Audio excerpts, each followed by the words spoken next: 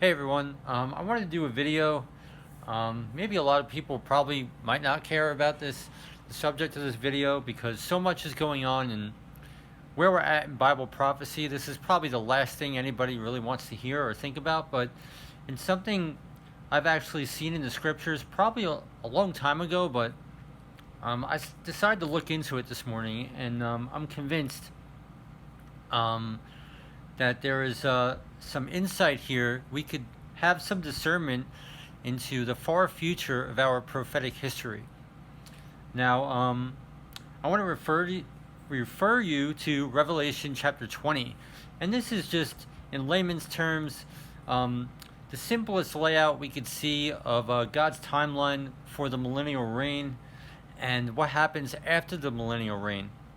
Okay, so the point of this video is that Revelation 20, chapter 10, okay? And I want to avert your attention to section A. And the devil that deceived them was cast into the lake of fire. So, pretty much what we're told in the Bible is once the millennial reign starts for 1,000 years, whatever that word really means, I don't know if time will even exist then, eventually we will become corrupt again.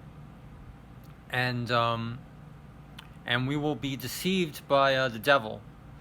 And God lets this happen because of sin. You know, God is the same yesterday, today, and tomorrow.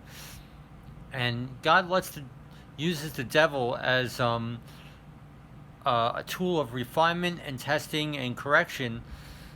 And anyway, the point I'm trying to get at, the Bible doesn't tell us much about this corruption. Like, why are we deceived in the millennial reign? And there will be corruption coming at the end of the millennial reign. And so the point of this video, I want to avert your attention to the Psalms of Solomon. Now, Psalm 1 of the Psalms of Solomon, I think, has the answer to this, and is a prophetic psalm about our very, very far future, and we might even be able to tie this into the second time we see the sin of Adam and Eve. So, I mean, I know nobody wants to hear about coming into the sin of Adam and Eve again. We're not even at our redemption yet, but I'm seeing this stuff in the scriptures. And if you need a second witness, just read Jeremiah chapter 2. Jeremiah chapter 2, you know, we know the Word of God lives forever. So the prophetic implications of Jeremiah 2, not only what they're holding today, but into our far future, I think backs this up. So I will be writing about this. It is really interesting. So I'm actually going to stop all I'm doing and write about this today. And you know, give the scriptures and all that kind of stuff, and try to keep it as simple as possible. But I do have a video on my channel, a word the Lord gave me, and I cannot find it buried in my channel. I can't find this video. But the Lord did give me a reference to King Solomon and the sin of Adam and Eve. And looking back, I can now discern it as, like, you know, the millennial reign will be like King Solomon's reign, right? Or in all prosperity and peace, okay? And but the Lord kind of led me on to, like, the sin of Adam and Eve would happen again during that time. And this is exactly what we're seeing in the scriptures with the psalmist. Psalm 1 of the Psalm of Solomon, I think, is foretelling.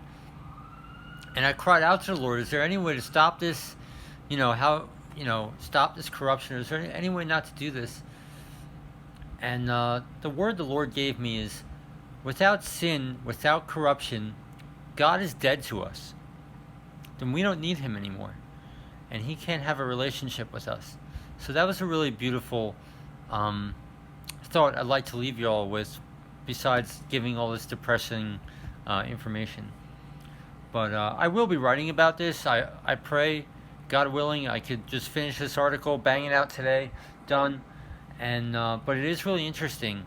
Psalm 1 of the Psalms of Solomon, I believe, is a foreshadowing of the corruption of the millennial reign, because the millennial reign will end in corruption, and Satan will come about, and eventually fire from heaven will cast Satan out. So it's very interesting, and I believe Jeremiah 2, chapter 2, foretells this. So I just wanted to share this, guys.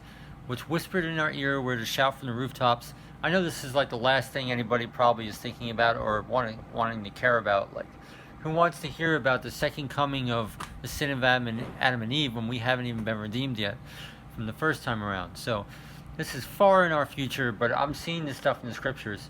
And Psalm 1 of the Psalms of Solomon, I think, is the missing link, the key to this. So just something very interesting.